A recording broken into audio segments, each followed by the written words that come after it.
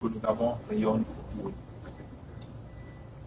Mais pour y arriver, il faut produire plus.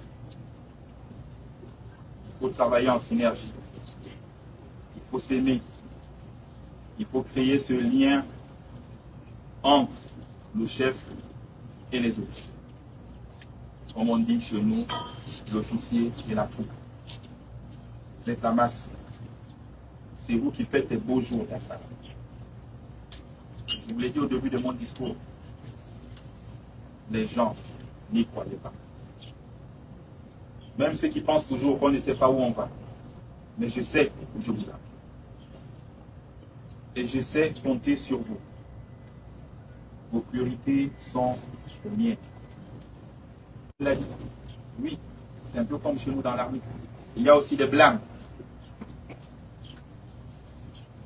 Est-ce que ça fait mal qu'un chef vous demande un rapport ou qu'il vous dise vous êtes suspendu pour un jour, 2 jours, ou qu'il vous colle un blâme dans votre dossier? Moi aussi, j'en ai reçu des blâmes dans ma carrière.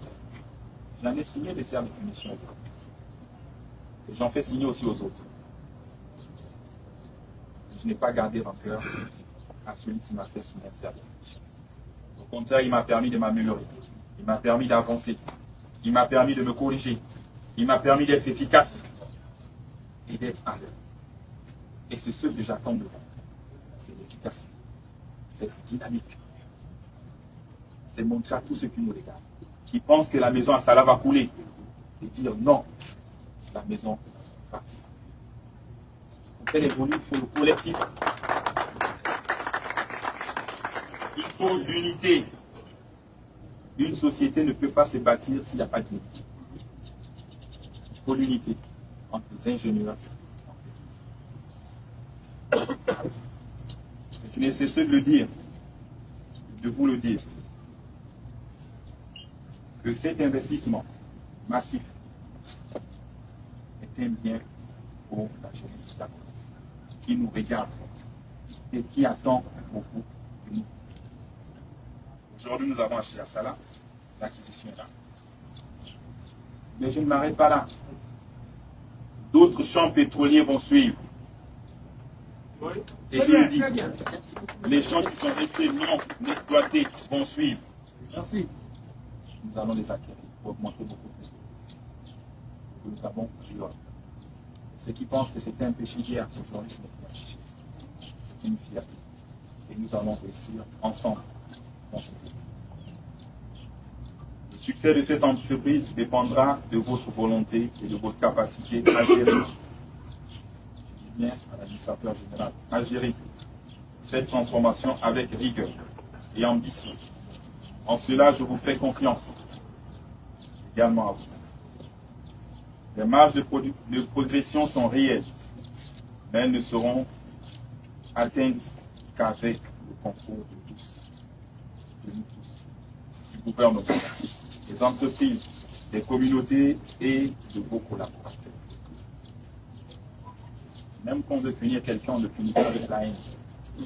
Moi, je punis mes soldats avec amour. On rigole. On boit une bière, après je dis, viens me signer mon serre de punition. Ça se passe avec la simplicité. Ne punissez pas vos hommes avec la haine. Non, vous êtes tous des Gabonais. Dites-vous toujours que c'est un Gabonais que je paye. C'est un Gabonais qui a une famille. C'est un Gabonais que je veux couper le salaire pendant 1 mois. Comment est-ce qu'il fait pour vivre après? Comment il nourrit sa famille pendant 1 mois? Et là, ça vous amène à trouver à être un bon gérant. Quand vous êtes un bon gérant, la société avance. J'ai tous vos problèmes à cœur. Pas plus tard que hier, ceux qui ont suivi le journal Client. J'ai reçu l'honneur.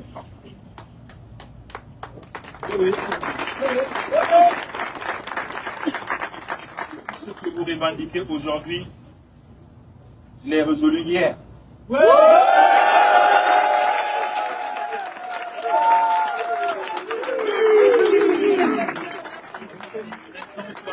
Merci de regarder son journal. C'est vrai. Regardez le vainqueur. Oui. De ne pas se pencher sur les réseaux sociaux. Parce qu'il y a vérité, ce n'est pas les réseaux sociaux. Non. La vérité, c'est ce que nous faisons. Et j'ai reçu l'honneur hier. Nous avons échangé. On a pris un certain nombre de mesures que vous êtes encore en train de revendiquer aujourd'hui, alors que pour moi, c'est classé. Voilà.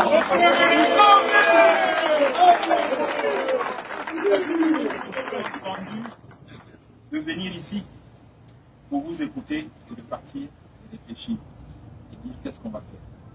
Même sans venir ici, je suis au courant de ce qui se passe. Et j'ai pris des décisions.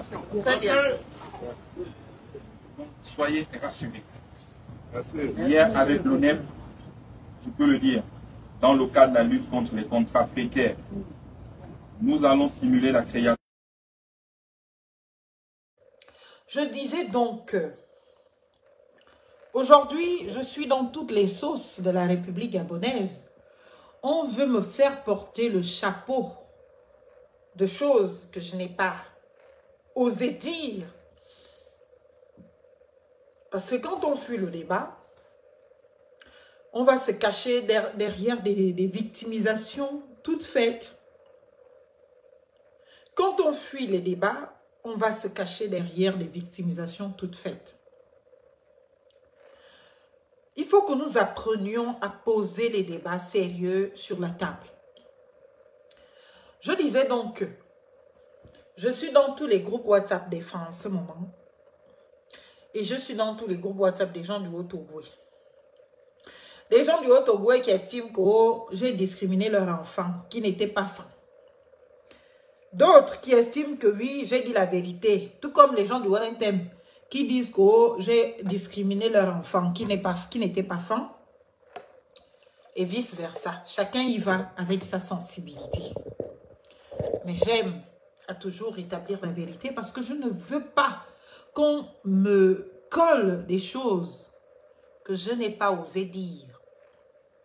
On est dans une réflexion, on est dans un débat d'idées. En mon sens, il n'est pas question de rentrer dans les débats de personne. Monsieur Oligingema n'était même pas le sujet de cette intervention. Le sujet de cette intervention était de vous rappeler que dans une république, le tribalisme est une infraction.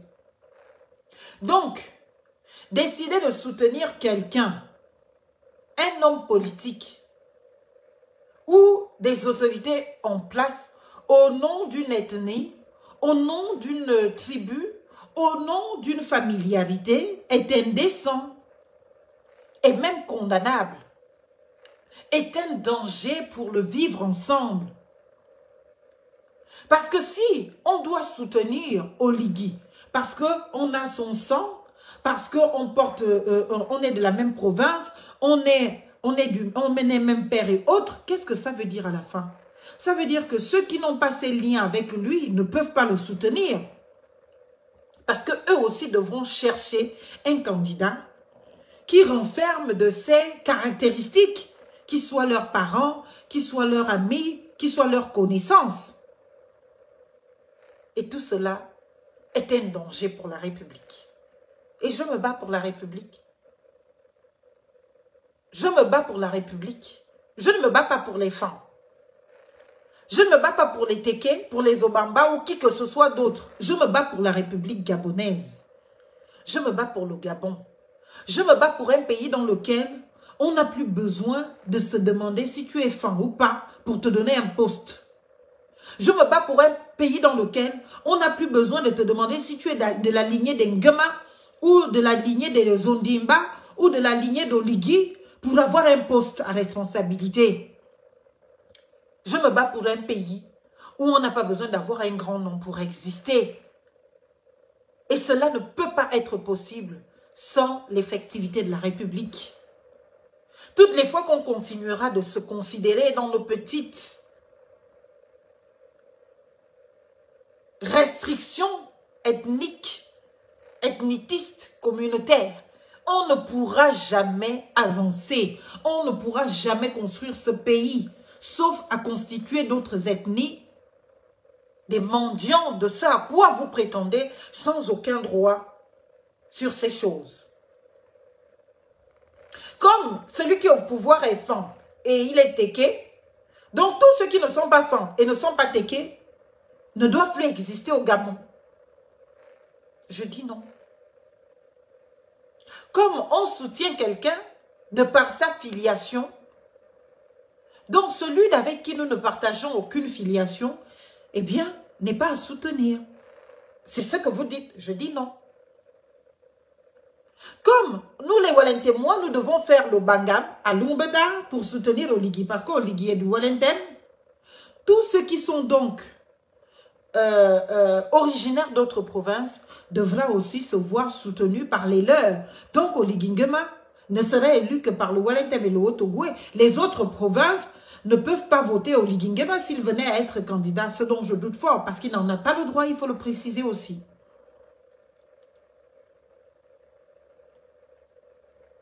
Je me bats pour la République. Ne me réduisez pas à vos combats de coq du quartier de Sougatra, de Bar, s'il vous plaît. Ne me réduisez pas à vos discours banaux, banal, on dit, de quartier. Je me bats pour la République. Des valeurs plus grandes que celles exclusivistes, ethnitistes, tribalistes. Tous ces comportements sont des atteintes à l'ordre public. Une personnalité publique qui plus sont essentiellement des hauts cadres de l'administration centrale gabonaise, qui s'expriment au micro devant une caméra pour dire « Nous devons réunir nos efforts pour soutenir Oligui Nguema. Nous devons voter oui au référendum parce que c'est notre fils Oligui Nguema qui nous le demande. » Mais vous êtes une honte pour la République. Vous êtes une honte pour la République. Excusez-moi.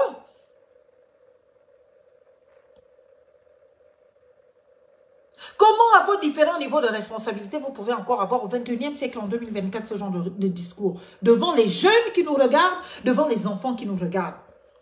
Donc celui qui n'est pas votre enfant, qui vient faire un meeting à Oyem, qui vous sollicite tous, vous allez dire non, ne viens pas à ton meeting parce que tu n'es pas notre enfant, ton père n'est pas d'Oyem, ta mère n'est pas d'Oyem, tu n'es d'aucune tribu d'Oyem, donc non, on ne t'écoute pas, il faut aller faire ton meeting ailleurs. Moi, je vous dis, j'arrive, je vais faire aussi mon meeting et je vais vous tous vous inviter parce que je suis votre sang et je suis gabonaise avant tout. Je ne fais que vous exposer des choses, je n'impose rien à personne, j'expose. Et j'expose ceci. Le combat individualiste que nous voulons faire, exclusiviste que nous voulons faire, est ce qui a maintenu en partie ce pays dans le désordre. Est ce qui a condamné l'homme-femme ou la femme-femme à être rejeté au plus profond des cœurs des Gabonais. Est ce qui a mené le discours tout sauf les femmes. Le rappeler, ce n'est pas venir attiser la haine. Il faut se rappeler de notre histoire. Il faut se rappeler de qui nous sommes et d'affronter la vérité. Monsieur Koumba avait dit au Conseil national de la démocratie, je pense il y a 2 ans, ça fait un tollé ici sur les réseaux sociaux, il fallait voir les femmes qui se levaient pour dire qu'on va porter plainte parce qu'il a insulté tous les femmes. Quand il a dit, avec son parti politique, si c'est le Gaulois ou quoi là, quand il avait dit que si ce pays fonctionne mal, c'est à cause des femmes. Tous les femmes se sont levées. Comment on peut nous accuser? Comment? Mais quand vous-même vous voyez vos comportements là, ça vous plaît? Devant les autres, ça vous plaît? Est-ce que ça vous plaît? Je ne justifie pas ce qu'a dit au combat. Parce que ce sont des discours qu'on ne peut pas tenir dans la vie d'une république. Parce que ce sont les discours haineux. Mais ce que vous-même vous faites là, ça vous plaît? Le ministre de l'Intérieur a parlé, le coq n'a même pas chanté 3 fois. Que vous voilà grandement réunis à Oyem, avec les grandes affiches devant les vidéos, devant la caméra pour dire allons voter oui. Alors que le ministre de l'Intérieur a été clair en disant il n'y a aucune campagne en ce moment. Que chacun reste à la maison en attendant qu'on lance la campagne pour que chacun aille expliquer à ses compatriotes quelle est la position qu'il faut avoir. Vous voilà au Yem, vous tous les cadres de la République. Quand on parle de la politisation de l'administration publique, c'est laquelle? C'est celle-là. C'est cela. Sous Ali Bongo, on a vécu l'époque où on obligeait tous les directeurs d'administration centrale même, c'est-à-dire les gens qui doivent être absolument apolitiques, toutes les personnes, les cadres de province allaient attendre Ali Bongo, allaient préparer la venue d'Ali Bongo. Les fonctionnaires, les hauts cadres de la République sont condamnés à aller attendre. Chacun doit aller faire, j'étais présent, chacun doit aller montrer son visage, sinon il est éjecté de son poste. Alors que vous dites que vous êtes libéré, vous continuez les mêmes comportements et on ne doit rien dire. On ne doit rien dire. Parce que j'ai envie de comprendre. Vraiment, j'ai envie de comprendre. On a toujours dit dans ce pays que le fan peut tout vendre. Mais je ne savais pas qu'on pouvait vendre notre honneur. Mais là, on a vendu notre honneur. Hein. Sous cette transition. Le coq n'avait pas chanté 3 fois qu'on a jeté à la poubelle Ondosa. C'est par rapport à ça même que j'avais pris l'exemple de fan. La considération de la filiation chez les fans.